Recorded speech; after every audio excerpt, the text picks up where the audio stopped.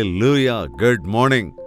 மற்றொரு மகிழ்ச்சியான சமயத்திலே நம் இயேசுவின் வார்த்தைகளை தியானிக்கிறதற்கு நாம் எல்லோரும் இவ்வகையில் இந்த சோஷியல் மீடியாமாக கனெக்ட் ஆவதற்கு தேவன் தந்த கிருபைக்காக நான் அவரை ஸ்தோத்திரிக்கிறேன். Good morning, as well good evening, good afternoon, whatever time is this. It's the right time to meditate the word of God. So வாருங்கள் ஜெபத்தோடு கூட. பரிசுத்தமும் அன்புமுள்ள பிதாவே, மற்றொரு விஷயம் எங்களோடு பேசி எங்களுக்கு ஆறுதல் தர வேண்டும் என்று கிறிஸ்துவின் நாமத்தில் வேண்டிக் கொள்கிறோம் பிதாவே, ஆமென். தேவனுக்கு ஸ்தோத்திரம். எப்படி இருக்கீங்க? நல்லா இருக்கீங்களா? இந்நாட்கள்ல நிறைய பேர் பிரியமானவர்களை இழந்து போயிருக்கிறார். தந்தையை இழந்து போன பிள்ளைகள், கணவனை இழந்து போன மனைவி, பிள்ளைகளை இழந்து போன தாய் தகப்பன்மார், எத்தனையோ வேதனை, அதோடு கூட துக்கம், இதுபோல சேர்ந்து அநேக ஆண்டுகள் ஒன்றாக வாழ்ந்த கணவன் மனைவி ஒருவரை இழக்கிற போது மற்றொரு இருதயத்திலே ஏற்படுகின்ற அந்த குறை, துக்கம், வேதனை யாராலும் தீர்க்க முடியாது. சில பேர் நாட்கள்ல தாய் தகப்பன் இருவரையும் இழந்த பிள்ளைகளை கூட நாம் பார்க்கிறோம். அவங்கள பத்தி நினைச்சா அது ரொம்ப வேதனை கொடுக்குது. சமீபத்தில் ஒரு மீட்டிங்ஸ்ல எல்லோருக்காகவும் ஜெபிக்கின்ற வாய்ப்பை கடைசியில தேவன் எனக்கு அருளி இருந்தார். அநேக வாலிபர்களை பார்த்த உடனே நான் ஜெபிக்கும் போது மிகுந்த பாரம். ஏனென்றால் வாலிபர்களை பிடித்து கொண்டால் அநேக பெரிய காரியங்களை செய்ய முடியும். ஆனால் வாலிப நாட்களை வீணாக்கி கொண்ட பிறகு எதையும் சாதிக்க முடியாது. என்னுடைய வாழ்க்கையிலும் கூட நான் அனுபவித்திருக்கிறேன் என்பதா. எப்பொழுதும் வாலிப பிள்ளைகளை ஆண்டவருக்காக பிடிக்க வேண்டும் என்கிற ஆசை எனக்குள் இருக்கிறது. அந்த அநேக வாலிபர்களை சந்தித்த போது அவங்களிடத்துல என்ன பண்றீங்க, அப்பா என்ன பண்ணாங்கன்னு கேட்டப்போ அப்பா இல்லைங்க, அம்மா என்ன செய்யறாங்கன்னா அம்மா இல்லைங்க. இந்த அநேக வாலிப பிள்ளைகள் சொன்னதை கேட்டபோது அநேக வேதனை. சில பேருக்கு அப்பா இல்லை, சிலருக்கு அப்பா அம்மா ரெண்டு பேருமே இல்லை. அவங்கள பொதுவாக என்ன சொல்லிடுவாங்க, நம்ம நாட்டில் அனாதைன்னு சொல்லிடுவாங்க இல்லையா? அனாதைகளாக இருக்கின்றவர்களுக்கு ஆதரவாக இருக்கக்கூடியவர்கள், ஆறுதல் சொல்லக்கூடியவர்கள், துணை நிற்கக்கூடியவர்கள், உதவி செய்யக்கூடியவர்கள் யாருமே இல்லாத சூழலில் தன்னந்தனியாக மிஞ்சி போய் ஒரு திக்கற்ற நிலையில இருக்கிற அநேகர் இந்த உலகத்தில் இருக்காங்க. நீங்க எப்படி இருக்கீங்களோ அது எனக்கு தெரியாது. அப்பா அம்மா ரெண்டு பேரும் தான், அதற்காக தேவனை துதியுங்கள். குடும்பத்தார் எல்லோரும் ஜீவனோடு இருந்தால் ஆண்டவருக்கு கோடான கோடி நன்றிகளை நீங்கள் ஏறெடுக்கணும். ஒருவேளை உங்கள வீட்டில் மிகவும் அன்பான யாராவது நீங்கள் இழந்து போயிருந்தால், உங்களுடைய வீட்டில் மிகவும் நேசிக்கக்கூடியவர்களை ஒருவேளை இழந்து போயிருந்தால், அந்த துக்கத்திலிருந்து இன்னுமே வெளியே வராத நிலைமையில் இருந்தால், அதையே நினைத்து நினைத்து துக்கப்பட்டு இனி யார் இருக்காங்க, எனக்கு யார் இருக்காங்க, இனி யார் என்னை போஷிப்பார்கள், யார் எனக்கு ஆதரவாய் நிற்பார்கள், ஆறுதல் தருவார்கள், யார் என்னை நேசிப்பார்கள், உதவி செய்வார்கள் என்றிருந்தால், இன்று ஆண்டவர் உங்களோடு தான் பேசுகிறார். ஒருவேளை நம்மில் சில பேருக்கு எல்லாருமே இருப்பாங்க, ஆனா ஒருத்தரும் கண்டுக்க மாட்டாங்க. இருந்தாலும் ஒண்ணுதான், இல்லாவிட்டாலும் ஒண்ணுதாங்கிற மாதிரி எத்தனையோ கணவன்மார், மனைவிமார், எத்தனையோ பிள்ளைகள் இந்நாட்கள் இருக்கத்தான் செய்றாங்க. எத்தனையோ வயதானவர்களோடு கூட நான் பேசுகிற போது திக்கற்ற நிலையில், அதாவது சாலைகளிலே தெரிந்து கொண்டிருக்கிறவர்களை போன வாரம் போய் சந்திச்சோம். அப்படிப்பட்டவங்களை அழைச்சிக்கிட்டு வந்து நம்மால செய்ய முடிஞ்ச உதவிகளை நாங்க செஞ்சு அனுப்பினோம். ஏமா அப்படி சாலையில் இருக்கீங்க, ஏன் இப்படி இருக்கீங்கன்னா, என்ன பண்றீங்கன்னா நாங்கள் பிச்சை எடுக்கிறோம். அதாவது பல ஊர்கள்ல இருந்து இந்த சென்னைக்கு வந்து அப்படியே ரோடோரங்களில் படுத்து தூங்குறாங்க, வாழ்றாங்க போது அது ரொம்ப வேதனையா இருந்ததுங்க. ஏமா உங்களுக்கு யாருமே இல்லையா? ஐயோ எல்லாரும் இருக்காங்க, ஆனா ஒருத்தரும் கவனிக்கல, எல்லாரும் என்ன கைவிட்டுட்டாங்க. திக்கற்றவளாக, திக்கற்றவனாக இந்த வயதான காலத்தில் இங்கேயே படுத்து கிடக்கிறோம்னு சொல்லும்போது அது அதிக வேதனையை கொடுக்கிறதா இருந்தது. உண்மையாகவே இந்த உலகத்துல நமக்கு தேவனுடைய உதவி இல்லாவிட்டால், மனிதர்கள் இருந்தாலும் இல்லாவிட்டாலும் இந்த உலகத்துல நாம அநாதைகள் மாதிரி தான். ஆனால் அதை நாம உணர்ந்து கொள்றதே இல்லைங்க. ஏன்னா எனக்கு எல்லாரும் இருக்காங்க அப்படின்னு நினைக்கிறோம், ஆனா யாருமே உனக்கு இருக்கிற உண்மையான குறைவுகளை தீர்க்கிறவர்கள் இல்லை. உனக்காக பரிகாரம் செய்யக்கூடியவங்க ஒருவருமே இல்லை. மனோ ரீதியான எல்லா சகாயங்களையும் அருளக்கூடியவர் ஆண்டவராகிய இயேசு மாத்திரம்தான். எந்த மனிதனும் நமக்கு எல்லா விதத்திலும் உதவி செய்யவே முடியாது. அதுவும் எல்லா நேரத்திலையும் கண்டிப்பாவே முடியாது. இயேசு கிறிஸ்துவின் சீஷர்கள் இயேசுவை பின்பற்றினார்கள். எல்லாவற்றையும் விட்டுவிட்டு, வீட்டை விட்டுவிட்டு, தாய் தகப்பனை விட்டுவிட்டு, ஆஸ்தி அந்தஸ்து எல்லாவற்றையும் விட்டுவிட்டு என் பின்னே வாருங்கள், உங்களை மனிதர்களை பிடிக்கிறவர்களாக்குவேன் என்று ஆண்டவர் சொன்னபோது அவரை பின்பற்றி வந்தார்கள். அவர்கள் வீடு இல்லைன்னாலும் தங்குமிடம் இல்லைனாலும் ஏதாவது ஒரு இடத்துல கிடைப்பதை உண்டு கொண்டு அவரோடு கூட நடந்து அவரோடு கூட ஊழியம் செய்து ஜெபித்து அவர் செய்கிற காரியங்களை எல்லாம் கண்டு அவர் மீது விசுவாசம் வைத்து அவரை மாத்திரமே சார்ந்து கொண்டு அவர் இருக்கிறார், நமக்கு போதும் என்று தைரியமாயிருக்கிற சமயத்துல மனுஷகுமாரன் பாவிகளின் கைகளில் ஒப்புக் கொடுக்கப்படுவார். அவர்கள் அவர் மீது குற்றம் சுமத்தி ஹிம்சித்து அவரை சிலுவையில் அறைவார்கள். அவர் மரித்து போவார், 3ஆம் நாள் உயிருள்ளவராய் எழுவார் என்று சொன்னபோது அந்த கடைசி வரைக்கும் அவர்கள் கேட்டார்களே தவிர அவர் பாடுபடுவார், சிலுவையில் அறையப்படுவார், மரித்து போவார் என்ற வார்த்தையை அவர்கள் கேட்டவுடனே ஒரு விதமான பயத்துக்கு ஆளாயிட்டாங்க. ஐயோ, நாங்க என்ன ஆகிறது, எங்களுடைய நிலைமை என்ன, நீர் மரித்து போனால் எங்க நிலைமை என்ன ஆகும், எங்களுக்கு யார் இருக்கிறாங்க அப்படிங்கிற மாதிரி. பேதுரு அது உமக்கு தூரமாக இருப்பதாக என்று சாத்தானுக்கு ஆட்பட்டு பேசுவதை கூட நாம் பார்க்கிறோம். ஆண்டவர் சொல்லுகிறார், நான் உங்களை விட்டு விட்டு போனாலும் கூட, சரீர பிரகாரமாக நான் இந்த உலகத்திலே இல்லாவிட்டாலும் உங்களை நான் அனாதைகளாக விடேன். பார்க்கலாமாங்க? யோவான் எழுதின சுவிசேஷம் 14வது அதிகாரம் 18வது வசனம். நான் உங்களை திக்கற்றவர்களாக விடேன், உங்களிடத்தில் வருவேன். இன்னும் கொஞ்ச காலத்திலே உலகம் என்னை காணாது, நீங்களோ என்னை காண்பீர்கள். நான் பிழைத்திருக்கிறபடியினால் நீங்களும் பிழைப்பீர்கள். நான் உங்களை திக்கற்றவர்களாக விடேன். நான் ஒருவேளை போனாலும் கூட நான் உங்களை விட்டுவிட்டு போகிறேன் என்று கவலையே படாதீங்க. நான் உங்களை திக்கற்றவர்களாய் விடேன். கவனிங்க, எவ்வளவு மகத்துவமான தேவன் நம்முடைய ஆண்டவர். இங்கிருந்தாலும் அங்கிருந்தாலும் எங்கிருந்தாலும் அவர் தேவன் வீற்றிருக்கிற சிங்காசன தண்டையில் அவருடைய வலது பார்சத்திலே உட்கார்ந்து நமக்காக விண்ணப்பம் செய்கிறவராய் நம்மீதே நோக்கமுள்ளவராயிருக்கிறார். அவர் சொல்லுகிறார் அந்த சீஷர்களிடத்துல 16வது வசனத்தை வாசிக்கும் பொழுது புரிந்து கொள்ள முடியும். நான் பிதாவை வேண்டிக் கொள்ளுவேன், அப்பொழுது என்றென்றைக்கும் உங்களுடனே கூட இருக்கும்படிக்கு சத்திய ஆவியாகிய வேறொரு தேற்றரவாளனை அவர் உங்களுக்கு தந்தருளுவார். நான் உங்களை திக்கற்றவர்களைப் போல விட்டுவிட்டு போய்விடுவேன் என்று நினைக்கிறீர்கள் அல்ல.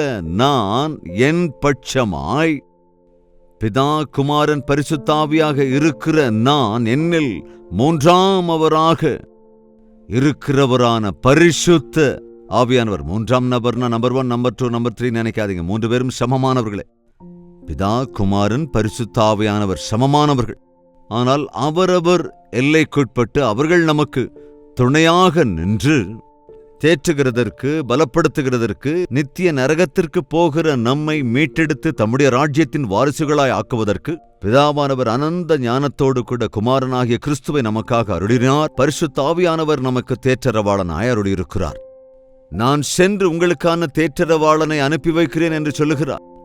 ஆண்டவர் சொல்லுகிறார் பாருங்க, 16வது அதிகாரத்துல 7ஆம் வசனம். 16ஆம் அதிகாரம் யோவான் 7ஆம் வசனத்துல, நான் உங்களுக்கு உண்மையை சொல்லுகிறேன், நான் போகிறது உங்களுக்கு பிரயோஜனமாயிருக்கும். நான் போகாதிருந்தால் தேற்றரவாளன் உங்களிடத்திற்கு வரார்.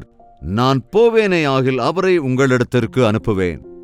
நான் போய் தேற்றரவாளனை உங்களுக்காக அனுப்புகிறேன். பேரே தேற்றரவாளன். அப்பா, தேற்றுகின்றவர், பலப்படுத்துகிறவர், துணையாயிருக்கிறவர், நம்மோடே கூட இருக்கிறவர், நமக்குள்ளே இருக்கிறவர், எப்போதும் நம்மோடு கூட.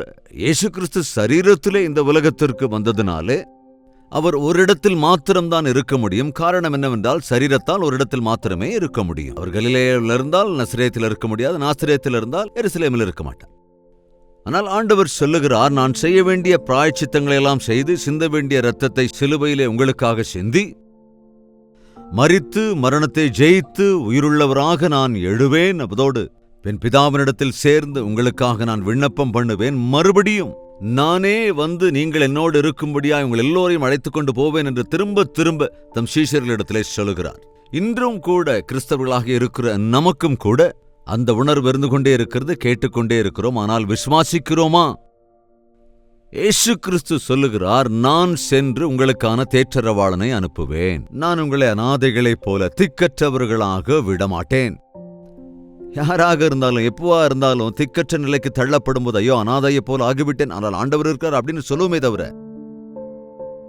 அதாவது எனக்கு ஆதரிப்போர் யாருமே இல்லை என்று நினைக்கும் போது தேவனாகிய கர்த்தர் இருக்கிறார், பரிசுத்த ஆவியானவர் இருக்கிறார், என்னை தேற்றுவார், ஆற்றுவார் என்று, என்னை அவர் அரவணைத்துக் கொள்ளுவார் என்று, என்னை அவர் திடப்படுத்துகிறார் என்று விசுவாசம் நமக்கு இருக்கும் என்றால் கவனிங்க, தேவனுடைய சகாயத்தை நம்மால் காண முடியும். தேற்றரவாளனாய் ஆண்டவர் நமக்கு இருக்கிறார். உன் துக்கத்திலே உன்னை தேற்றுவதற்கு, உன் பலவீனத்திலே உன்னை பலப்படுத்துவதற்கு, உன்னுடைய சஞ்சலத்திலே உனக்கு சமாதானத்தை அருளுவதற்கு, போராட்டத்திலே உனக்கு வெற்றியை தருவதற்கு, உன்னை விட்டு விலகாமல், உன்னை கைவிடாமல் எல்லா வேளைகளிலும் உன்னோடே கூட இருக்கிறார் என்று நீ விசுவாசிக்கும் போது, உனக்குள் இருக்கிற போது உன்னோடே கூட இருக்கிறதற்கு, நமக்காக நியமித்திருக்கிற தேற்றரவாளனுக்காக, பரிசுத்த ஆவியானவருக்காக நம் ஆண்டவரை எவ்வளவோ துதிக்க பாத்திரர்களாயிருக்கிறோம். நீங்கள் யாருமே இல்லை என்ற சூழ்நிலையில் இருந்தால் நினைவில் வைத்துக் கொள்ளுங்கள், ஆண்டவர் உங்களுக்கு துணையாக இருக்கிறார். பரிசுத்த ஆவியானவர் நமக்காக அருளப்பட்டிருக்கிறார். நான் உங்களை திக்கற்றவர்களாய் விடேன். 68வது சங்கீதம் 5வது வசனத்தை கூட ஒரு முறை வாசிக்கலாம். தம்முடைய பரிசுத்த வாசஸ்தலத்தில் இருக்கிற தேவன் திக்கற்ற பிள்ளைகளுக்கு தகப்பனும் விதவைகளுக்கு நியாயம் விசாரிக்கிறவருமாயிருக்கிறார். பரிசுத்த வாசஸ்தலத்திலே இருக்கிற தேவன், சிங்காசனத்தில் வீற்றிருக்கிற தேவன் திக்கற்ற பிள்ளைகளுக்கு தகப்பனும் விதவைகளுக்கு நியாயம் விசாரிக்கிறவருமாய் இருக்கிறார். உண்மையா? தகப்பல் இல்லாமல் இருப்பது என்பது, அப்பா இல்லைங்க ரொம்ப பாவம் அப்படின்லாம் நம்ம சொல்லுவோம் இல்லையா? தகப்பனுடைய மதிப்பு அவர் இருக்கிற வரைக்கும் நமக்கு தெரியாதுங்க. ஆனா மீட்டெடுக்கிறவராக, உதவி செய்கிறவராக, உயர்த்துகிறவராக நமக்கு பிறப்பு கொடுத்திருக்கிற தாய் தகப்பனை நாம் இழந்து போகும்போதுதான் அவர்களுடைய அந்த இல்லாமை நம்மை துக்கப்படுத்தும். நம்மை நேசித்து, நம்மை ஆதரித்து, நம்மை வளர்த்து ஆளாக்கி இருக்கிற பெற்றோர்களை எப்பொழுதுமே நன்றியோடு நாம் நினைத்து பார்க்க வேண்டும். சிறு வயதிலேயே பெற்ற தகப்பனை இழந்து போனவர்களை நான் கவனித்த போது அவர்களுக்கு தேவனே தகப்பனாய் இருக்கிறார் என்பதை நான் உணர்ந்திருக்கின்றேன். அப்படிப்பட்டவர்கள் அற்புதமாக பாதுகாக்கப்படுவது, போஷிக்கப்படுவது, குறிப்பாய் ரட்சிக்கப்படுவது நான் பார்த்திருக்கிறேன். அநேகரை தேவனுடைய அழைப்புக்குள்ளாக வந்தவர்களை நான் கவனித்திருக்கையில், தந்தையை இழந்து போன, தாயை இழந்து போன அநேகரை தேவன் தம்முடைய ஊழியத்திற்காக அழைத்திருக்கிறார் என்று நான் பார்க்கும்போது, நானே உனக்கு தகப்பனாயிருக்கிறேன், தாயாக இருக்கிறேன், உன்னை குறித்து என்னுடைய திட்டங்கள் எல்லாவற்றையும் நிறைவேற்றுகிறேன் என்பதைப் போல அவர்களை அற்புதமாய் நடத்தும் போது நான் உணர்ந்திருக்கிறேன். இந்த வார்த்தையை கேட்கிறவர்கள் யாராவது தகப்பனை இழந்திருக்கிறீர்களா? சிறு வயதிலேயே என் அப்பாவை இழந்து விட்டேனே, எனக்கு எத்தனையோ உதவி தேவைப்படுகிற இந்த நேரத்தில் என் தகப்பன் என்னிடத்தில் இல்லாமல் போய்விட்டார் என்று நினைக்கிறீர்களா? ஆண்டவர் இருக்கிறார் என்ற தைரியத்தையும் விசுவாசத்தையும் கொண்டிருங்கள்.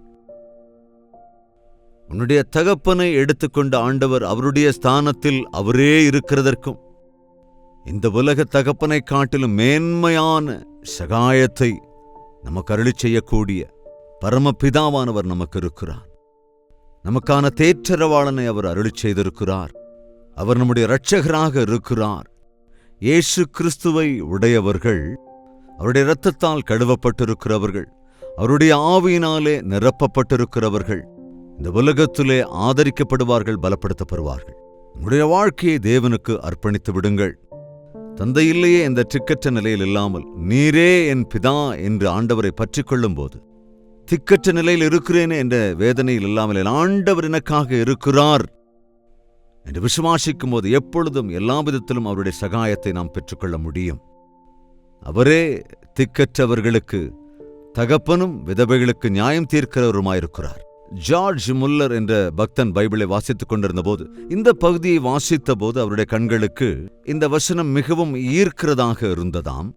அவர் தன்னை அறியாமலேயே திரும்ப திரும்ப திரும்ப திரும்ப அடுத்த வசனத்திற்கு போகாமல் அந்த 5வது வசனத்தையே திரும்ப திரும்ப திரும்ப திரும்ப வாசித்து, அந்த அளவுக்கு அந்த வசனம் தனக்குள் ஒரு தாக்கத்தை உண்டாக்கிய போது, என்ன ஆண்டவரே என்று கேட்டபோது, தகப்பனில்லாதவருக்கு நீ தகப்பனாய் இருக்க வேண்டும், திக்கற்றவர்களுக்கு நீர் துணையாய் நிற்க வேண்டும் என்று நான் உன்னை தெரிந்து கொண்டிருக்கிறேன் என்பது நம் அதிக ஜெபத்திலே அவர் தரித்திருந்த போது அவர் என்ன புரிந்து கொண்டார் என்றால், திக்கற்றவர்களுக்காக ஒரு ஆர்ஃபனேஜ், ஒரு அநாதை இல்லத்தை தேவன் அமைக்கச் சொல்லுகிறார் என்பதை உணர்ந்து, அவரிடத்தில் எந்த வசதியும் இல்லாத போதும் கூட விசுவாசத்தோடு கூட தேவனுடைய கட்டளையை பற்றி கொண்டு 5 அநாதை ஆசிரமங்களை ஸ்தாபித்து அநேகருக்கு ஆதரவாக, அநேகருக்கு ஒரு தகப்பனைப் போல, அநேகரை நல்வழிப்படுத்துகிறவராக மிகப்பெரிய ஊழியத்தை செய்தார் என்பதை நாம் அறிந்து கொள்ளுகிறோம்.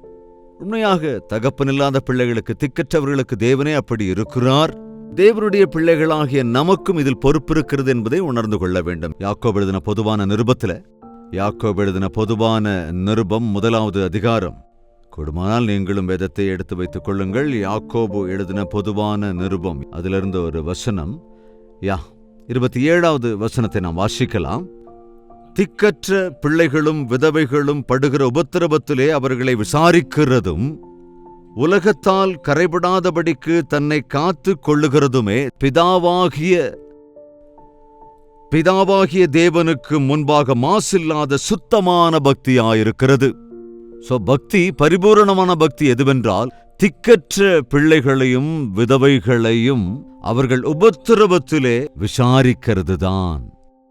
நம்முடைய வாழ்க்கையிலே தேவன்தான் நமக்கெல்லாம் என்கிற போது, அதை உணர்கின்ற விசுவாசிகளாகிய நாம் தேவனிடத்திலே கேட்டுக்கொள் என்று சொல்லாமல், அந்த தேவன் உன்னை கொண்டு, என்னை கொண்டு, உன்னையும் என்னையும் திக்கற்றவர்களுக்கான ஆதரவாக இருப்பதற்கு நமக்கு எல்லாவற்றையும் அருளியிருக்கிறார். எனவே நீயும் அப்படிப்பட்ட கஷ்டப்படுவோரை விசாரிக்க வேண்டும். விதவைகளுக்கும் திக்கற்ற பெற்றோரில்லாத பிள்ளைகளுக்கும் நம்மால் இயன்ற உதவிகளை செய்யும் போது நம்முடைய பக்தி பரிபூர்ணமாகும் என்பதை தேவனுடைய ஆவியினாலே நிரப்பப்பட்டிருக்கிற மனிதன் அந்த அன்பிலே பரிபூரணனாயிருப்பான், கொடுப்பதிலுமே சம்பூரணனாக இருப்பான். இந்த கடைசி நாட்களிலே நாம் ஏழைகளை பார்க்கிற போது, திக்கற்றவர்களை காணும் போது, அவர்களிடத்திலே ஆண்டவர் இருக்கிறார் என்ற வார்த்தைகளோடு அவர்களை ஆதரிப்பது மட்டுமின்றி, நம்மால் இயன்ற உதவிகளை செய்வதும் கூட பக்தியில் ஒரு பாகம் என்பதை நாம் உணர்ந்து கொள்ள வேண்டும். எனக்கு திக்கில்லையே என்கிற எண்ணத்தை விட்டுவிட்டு உன்னைவிட மிகவும் கஷ்டப்படுகிற நபர்களை பார்க்கும்போது அது உனக்கு கட்டாயம் ஆறுதலை கொடுக்கும். எனக்காக பரிசுத்த ஆவியானவர் இருக்கிறார், என்னை தேற்றரவாளனாக அவர் தேற்றுகின்றார், என்னை பாதுகாக்கிறார் என்ற விசுவாசத்தோடு இருக்கிற நீ, உன்னைப் போலவே திக்கற்றவர்களாயிருக்கிற எல்லோரையும் நீ விசாரிக்கிறதும் தேற்றுகிறதும் கற்றுக்கொள்ளும் போது நீயும் சந்தோஷமாக இருப்பாய், பிறரையும் சந்தோஷமாக வைத்துக் கொள்வாய். ஜெபிக்கலாமா? பரிசுத்தமும் அன்புமுள்ள பிதாவே, ஒரு விஷயம் கண்ணோக்கி பாருங்கப்பா. உண்மைதான் ஆண்டவரே, எங்களுடைய வாழ்க்கையில எல்லோரும் இருக்கிற போதும் யாருமே இல்லாததை போன்ற நிலைமையில, திக்கற்ற நிலைமையிலே ஆண்டவரே நாங்கள் இருக்கின்ற வேளையில, என்னை புரிந்து கொள்ள ஒருவரும் இல்லை, ஆதரிக்க ஒருவரும் இல்லை, அன்பு காட்ட ஒருவரும் இல்லை, எனக்கு கை கொடுக்க யாரும் இல்லை என்று கலக்கத்தோடு உட்கார்ந்திருக்கிற போது, என் குறைவுகளை சந்திக்கிற தேவன் இருக்கிறார், அவரிடத்திலே நான் விண்ணப்பித்தால் அவரே என்னை தேற்றுகிறவராயிருந்து என் தகப்பனாயிருந்து என்னை மீட்டெடுத்துக் கொள்ளுவார் என்ற விசுவாசத்தோடு கூட விண்ணப்பம் பண்ண ஆண்டவரே சகாயம் அருளுங்க. நாங்கள் நன்மையை பெற்றுக்கொள்ளும் பொழுது, உம்முடைய ஆறுதலை பெற்றுக்கொள்ளும் போது, அதே ஆறுதலை பிறருக்கும் நாங்கள் பகிர்ந்து கொள்கிற விதத்திலே உம்முடைய பரிசுத்த ஆவியினால் எங்களை அபிஷேகித்து எல்லா வேளையிலும் எங்களோடு இருக்கிறதற்கு, எங்களை தேற்றுகிறதற்கு, எங்களை வழிநடத்துகிறதற்கு நீர் அனுப்பி வைத்த பரிசுத்த ஆவியை நாங்கள் துக்கப்படுத்தாதபடி உம்முடைய சாட்சிகளாய் வாழ்ந்து உம்மை மகிமைப்படுத்துகிறதற்கு எங்கள் ஒவ்வொருவருக்கும் நீர் சகாயம் அருள வேண்டும் என்று கிறிஸ்துவின் நாமத்தில் வேண்டிக் கொள்கிறோம் பிதாவே, ஆமென். நம்முடைய கர்த்தராகிய இயேசு கிறிஸ்துவினுடைய கிருபையும் பிதாவாகிய தேவனுடைய அன்பும் பரிசுத்த ஆவியின் அந்யோன்ய ஐக்கியமும் சந்தோஷமும் சமாதானம் நம் அனைவரோடும் என்றும் என்றும் சதா காலங்களிலும் நீடித்து நிலைத்திருப்பதாக, ஆமென். தேவனுக்கு ஸ்தோத்திரம். உங்கள் ஜெப தேவைகளை 8939801234 என்ற நம்பருக்கு ஒரு டெக்ஸ்ட் அல்லது வாய்ஸ் மெசேஜ் மூலமாக வாட்ஸ்அப்பில் அனுப்பி தெரிவிங்கள். நீங்கள் வெளிநாடுகளில் இருந்தால் 9100100888 என்ற நம்பருக்கு உங்கள் ஜெப தேவைகளை அனுப்புங்கள். உங்களுக்காக ஜெபிக்கிறோம், நீங்களும் தொடர்ந்து ஜெபியுங்கள்.